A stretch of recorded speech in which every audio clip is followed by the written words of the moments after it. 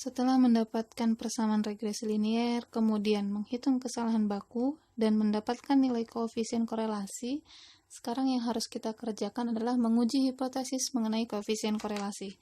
Jadi, untuk koefisien korelasi ini perlu kita uji, karena koefisien korelasi yang kita cari kemarin, yang sebelumnya, itu menggunakan notasi R, ini adalah koefisien korelasi untuk sampel. Jadi, data yang kita olah untuk mendapatkan R adalah data sampel. Sekarang kita ingin tahu bagaimana koefisien korelasi pada populasi. Jadi, kalau R kemarin yang kita hitung itu adalah mengenai sampel, yang kalau pada contoh itu hasilnya adalah 0,86, sedangkan untuk yang koefisien korelasi pada populasi bagaimana? Apakah benar ada hubungan atau tidak? Maka kita harus membuat hipotesis kemudian diuji. Jadi sama seperti yang materi sebelumnya, pengujian hipotesis ada 6 tahap. Tahap pertama menentukan H0, H1, di mana H0, H1-nya bentuknya seperti ini. Jadi kalau koefisien korelasi pada sampel itu dinotasikan dengan R, sedangkan yang untuk populasi, koefisien korelasi untuk populasi disimbolkan dengan rho. Ini namanya rho ya, huruf Yunani.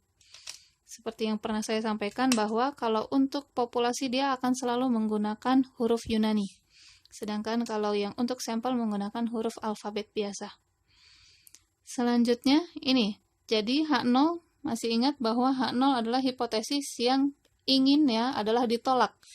Inginnya kita ditolak bahwa tidak ada hubungan antara variabel X dan Y. Sedangkan keinginan yang ingin diterima itu H1, itu ada hubungan antara variabel X dan Y.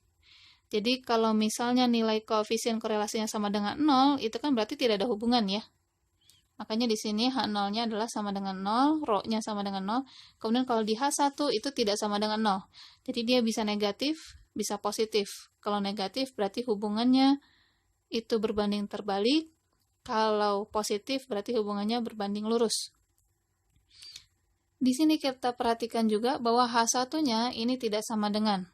Karena tidak sama dengan, yang kita ketahui di mana-mana kalau uji hipotesis menggunakan tanda tidak sama dengan, berarti adalah uji dua arah. Jadi nanti jangan lupa alfanya itu dibagi 2. Lalu bagaimana pengujiannya menggunakan uji statistik apa? Kriteria ujinya adalah menggunakan T. Jadi nanti kita akan menghitung tabel T. Di mana kriteria ujinya adalah seperti ini. T hitung atau TH, ini rumusnya. Ketika lebih dari T tabel, maka H0 ditolak. T tabel nanti bisa dicari dengan alfanya alfa per 2, V-nya rumusnya ini, N dikurangi 2. Jadi ini sama saja ya, sama seperti pengujian hipotesis yang sebelum-sebelumnya, menggunakan tabel T. Jadi tahapan 1, H0, H1-nya adalah yang tadi, yang ini bahwa H0-nya adalah tidak ada hubungan, yang H1-nya ada hubungan. Kemudian tahap 2, alfanya bagi 2, jangan lupa. Alfa per 2, karena dia adalah 2 arah. Kemudian tahap 3, berarti menentukan distribusi, kita menggunakan distribusi T student. Kemudian tahap 4-nya, baru kita menghitung daerah penolakan. Di mana daerah penolakannya? Dia selalu bentuknya positif ya.